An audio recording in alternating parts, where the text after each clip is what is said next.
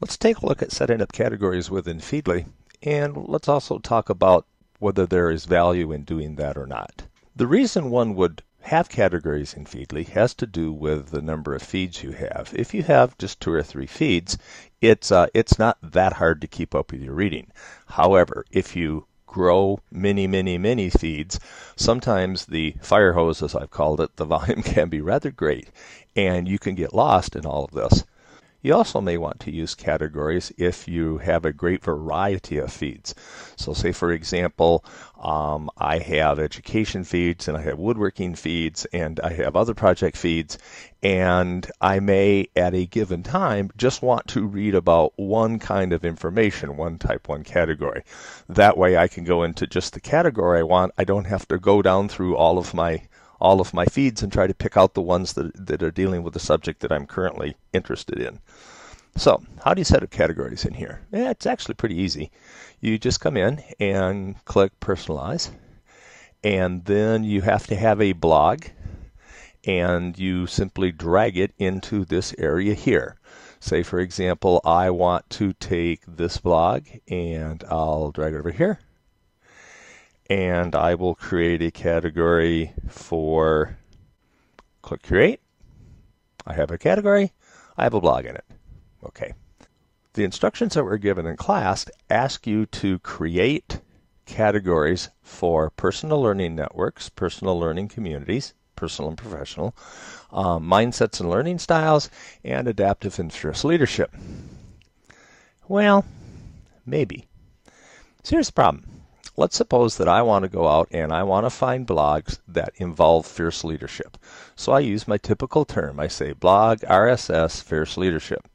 And sure enough, here's a fierce leadership blog, and here's the same fierce leadership blog, and here's the same fierce leadership blog. And well, what you'll find is there is only one blog that's totally dedicated to fierce leadership. It's written by the lady who wrote the book, and it exists mainly to draw interest in her books. So we could put that in the fierce leadership category in Feedly. We can come in here, and here it is in the adaptive and fierce leadership. Now, let's go out and let's search for adaptive leadership.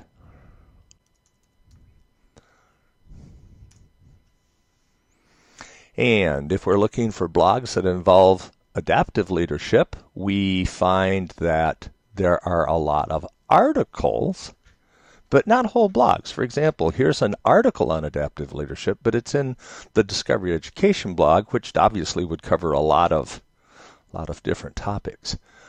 Here's one that's at complex adaptive leadership. Here's one that's on a different site and another site and another site. In other words, what we're going to find here is we're going to find lots of articles on adaptive leadership.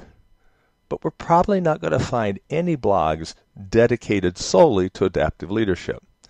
So what we end up with, back in Feedly, is we have a blog category with just one blog in it.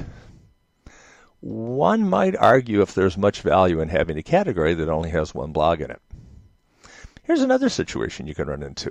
I've got a category down here called Personal Learning Networks, and in it I have Will Richardson's blog.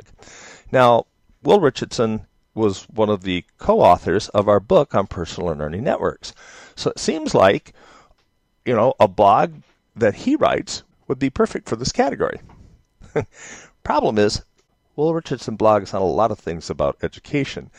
And if you actually go in and look at his blog and you look at the last 40 blog posts he's done over the past few months, as far as I know, he doesn't mention personal learning networks in any of them.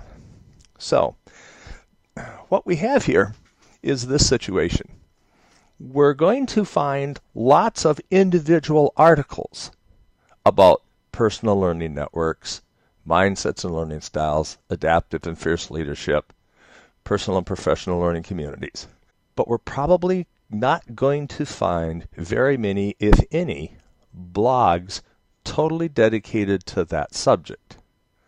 Therefore, my thought would be, if you're going to create categories in Feedly, Make them more general and make them ones that seem to fit the content that you're viewing. When we go into Symbaloo or into Pinterest, we will definitely want to create either tags or pages for these specific things, adaptive and fierce leadership, mindsets, etc. Because it's under the tabs in those products that we're going to be collecting the various articles, and that we're going to be able to utilize well. That will be the subject of the next video.